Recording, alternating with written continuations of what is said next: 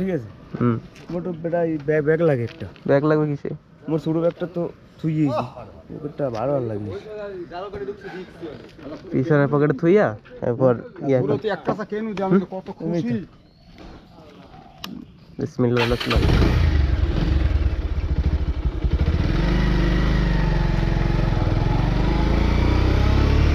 আসসালামু আলাইকুম এভরিওয়ান, কেমন আছেন সবাই? আশা করি ভালো আছেন।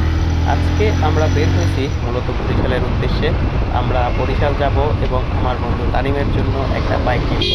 আগে থেকেই ওর বাইক পছন্দ করা আছে, তাই আশা করি কোনো ঝামেলা হবে না, তাড়াতাড়ি কিনে চলে আসতে পারবো। এখন আমরা যেই রাস্তাটায় আছি সেটা মূলত বরিশাল পটুয়াখালী মেইন সড়ক, হাইওয়ে যেটাকে বলে। তো আমরা এখন হাইওয়ে ধরে চলে যাব বরিশাল ইউনিভার্সিটি হয়ে বরিশাল শহরে। আপনারা হাতের ডান পাশে যে ভবনগুলো দেখতে পাচ্ছেন এগুলোই হচ্ছে বরিশাল ইউনিভার্সিটির ভবন। আমরা এখন ইউনিভার্সিটির সামনে হয়ে দপদপিয়া সেতু পার হয়ে আমরা চলে যাব বরিশাল মেইন শহরে। এটাই মূলত দপদপিয়া সেতু। বরিশাল পড়াশোনা করে অথচ এখানে ঘুরতে আসে না এমন লোক মনে হয় আমি একলাই আছি, কারণ বরিশালে যারা আছে সবাই কম বেশি এই ব্রিজটার সাথে পরিচিত। বিকালবেলা দেখা যায় যে কত লোক এই জায়গায় তাদের প্রিয়জন নিয়ে আসে, কেউ কেউ আসে তাদের গার্লফ্রেন্ড নিয়ে, কেউ কেউ আসে তাদের বান্ধবীদের নিয়ে। অথচ আমার সাথে ছিলাম পুরো 2 বছর টানা, এর মধ্যে আমার কপালে একবারও জোটে নাই যে আমি এখানে এসে ঘুরে যাবো। আর কিচ্ছু বলার নাই, কারণ বিকালবেলা এখানে আসলে আপনারা দেখতে পাবেন কত লোক এখানে বসে আছে, কত স্মৃতি তারা এখানে রেখে যাচ্ছে একমাত্র আল্লাহ জানে আর তারাই জানে।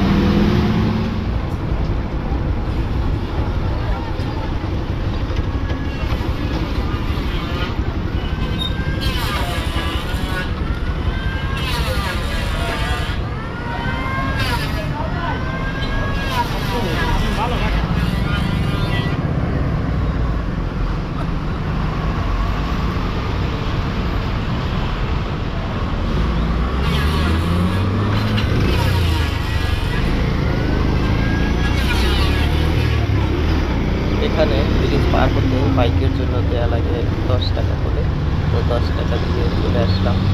এখন আমরা মূলত বরিশাল শহরের ভিতরে আছি। আর আপনারা এখন যে জায়গাটা দেখতে পাচ্ছেন এটা হচ্ছে বরিশালের সবথেকে ব্যস্ততম জায়গা। এটা হচ্ছে রূপাতলি থেকে আমতলা মোড় পর্যন্ত যে জ্যামটা ফেস করবেন সেই জ্যামটা হতে জীবনের সবথেকে ভয়ঙ্কর জ্যাম। যদি একবার পরে, যদিও আজকে একটু খালি আছে, জায়গা আছে যাওয়ার মতো, জ্যাম নাই অতটা, কিন্তু যেদিন পড়বেন ওই দিন বুঝবেন যে জ্যাম কাকে বলে। আমরা এখন মূলত টিভিএস শোরুমে যাব এবং টিভিএস শোরুমে গিয়া টিভিএস রাইডার বাইকটা দেখব। টিভিএস রাইডারের 125 যে বাইকটা আছে সেটা দেখব। সেটা দেখে যদি পছন্দ হয় এবং দাম দর ঠিক থাকে সেক্ষেত্রে আমরা ওই বাইকটা নিব ইনশাআল্লাহ।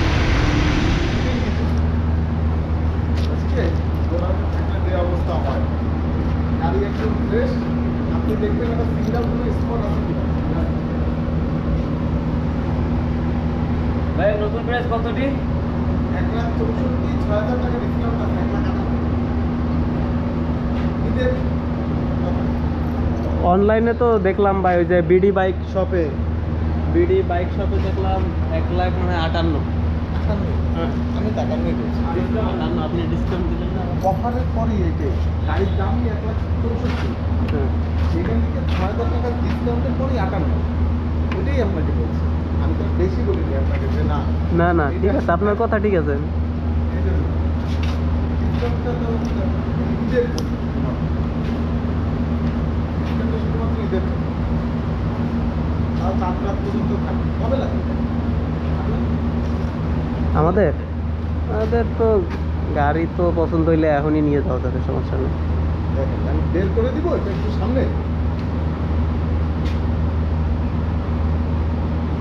কারণ কি আপনি যেহেতু ধুলোমালা করছে আপনি বুঝতে পারতেছেন না, হ্যাঁ হ্যাঁ। ক্লিয়ারলি আসতেছেন। আপনি বললে আমি তাহলে বের করবো। আপনি যদি কি করবি? বলেন, তাহলে আমি বের করবো। কাগজ করার লাগবে কত? 15,000 টাকা লাগবে। 2 বছরের ট্যাক্স টোকেন সব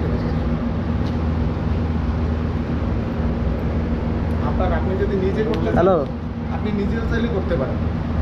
কাগজপত্র হ্যাঁ। সব আমার কাছ থেকে বুঝে নেবেন। ঠিক এটা আছে? আছে যা যা বরিশাল।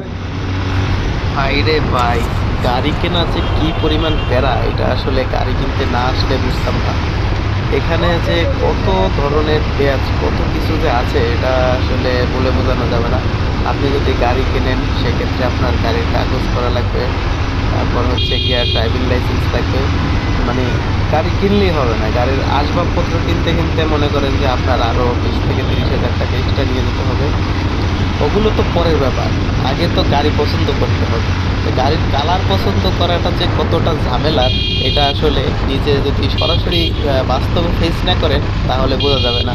গাড়ির কালার নিয়ে আমরা পড়লাম বিপদে, কোন গাড়িটা নিব, ব্লুটা নাকি ব্ল্যাকটা নাকি রেডটা, এই নিয়ে মনে করেন যে অনেক কষ্ট পরে মানে কি একটা অবস্থা, কোনোটাই পছন্দ হচ্ছে না, আবার যেটা পছন্দ হচ্ছে সেটা কোনো না কোনো ঝামেলা। এই নিয়ে মোটামুটি আজকে সারাটা দিন যে প্যারাটা খাইছি রে ভাই, তার বলে বোঝাতে পারবো না। এখন সবচেয়ে শেষ কথা যেটা, আমার বন্ধু তানিমের ব্ল্যাক কালারেরটা পছন্দ হয়েছে। মূলত আমরা ব্ল্যাক কালারেরটাই নিব, এটাই ইয়া করছি। এখন আমরা যাচ্ছি মূলত ব্যাংক থেকে টাকা ওঠানোর জন্য। টাকা উঠে তারপরে আবার আসবো, এসে গাড়িটা নিব। তো পেপারস সব রেডি করতে বলা হয়েছে, এখন আমরা টাকা নিয়ে এসে দিব এবং গাড়িটা নিয়ে যাব। সারাটা দিন রোজা রেখে ভাই যেই প্যারাটা খাইছি, এখন বাজে বিকাল 4টার মতো। আমরা আসছিলাম 10টার দিকে, সকাল 10টার দিকে, 11টার দিকে বরিশাল শহরে ঢুকছি, 10টার দিকে রওনা দিছি। এখন বাজছে বিকাল বাজছে হচ্ছে গিয়া বিকাল 4টা। তো 4টার সময় আমরা এখনো গাড়ির কোনো কিছুই করতে পারতেছি না, শুধুমাত্র হয় গাড়িটা হচ্ছে পছন্দ হয়েছে, এখন আমরা আর কি টাকা পয়সা দিয়ে গাড়িটা নিয়ে আসবো। তো গাড়ি নিয়ে আসলে হবে না, এখানে পেপারসের অনেক ঝামেলা আছে, এগুলো হচ্ছে গিয়া আজকের দিনের মধ্যেই শেষ করতে হবে। কারণ ওর আবার ঈদের 3-4 দিন পরই হচ্ছে গিয়ে অফিসে জয়েন করতে হবে। তো গাড়ি নিয়ে না ওখানে চলে যাবে, সেক্ষেত্রে পেপারসগুলো এমার্জেন্সি দরকার। তো এই নিয়ে মানে অনেক ঝামেলা ফেস করতে হচ্ছে। সারাদিন রোজা রেখে এই রোদের ভিতরে আসলে এগুলো একটু বেশি প্যারা হয়ে যাচ্ছে। আমরা 3জন আসছিলাম, 3জনই মোটামুটি একটু ক্লান্ত হয়ে পড়েছি। তারপরেও ব্যাপার না, ইনশাল্লাহ সব কিছু ঠিকঠাক। এখন ব্যাংক থেকে টাকাটা দিলে আমরা গাড়িটা নিতে পারবো। সো চলেন আমরা যাই, একটু সামনের দিকে আগাই। তো ফাইনালি আমাদের সব ঝামেলা প্রায় শেষ, এখন আমরা মূলত গাড়িটা নেওয়ার জন্য প্রিপেয়ার্ড। তো আমরা এখন যাব, গিয়ে গাড়িটা নিয়ে আসবো।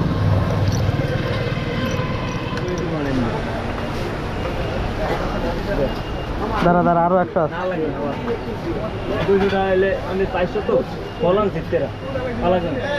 হ্যাঁ?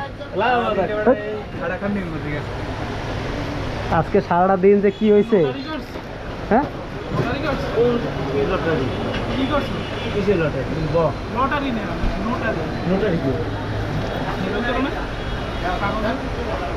আমার বন্ধু তানিমের বাইক কেনা কমপ্লিট। তো রাইট নাও আমি ওই বাইকটাই চালাচ্ছি। এখন বাড়িতে যাওয়ার উদ্দেশ্যে রওনা দিলাম। আজকে সারাটা দিন যেই পেনটা গেছে, সকাল 10টার সময় আসছি, সকাল 10টার দিকে বের হয়েছি, রোদ্রে পুরো অবস্থা খারাপ, রোজা রেখে সারাটা দিন, মানে কি যে একটা অবস্থা। শেষে এসে মনে হচ্ছে যেন আর জীবন চলে না, এমন অবস্থা। ওকে, রাইট নাও আমরা 2টা বাইকে করে বাড়ির উদ্দেশ্যে যাচ্ছি। যে বাইকটা নেওয়া হয়েছে সেটাতে মূলত আমি আর তানিম আছি, এবং আমরা যে বাইকটা নিয়ে আসছিলাম সেটা হচ্ছে গিয়া আশিক ড্রাইভ করতেছে এবং তার পিছনে আছে। সো আজকে এই পর্যন্তই, সবাই ভালো থাকবেন, সুস্থ থাকবেন, আল্লাহ হাফেজ।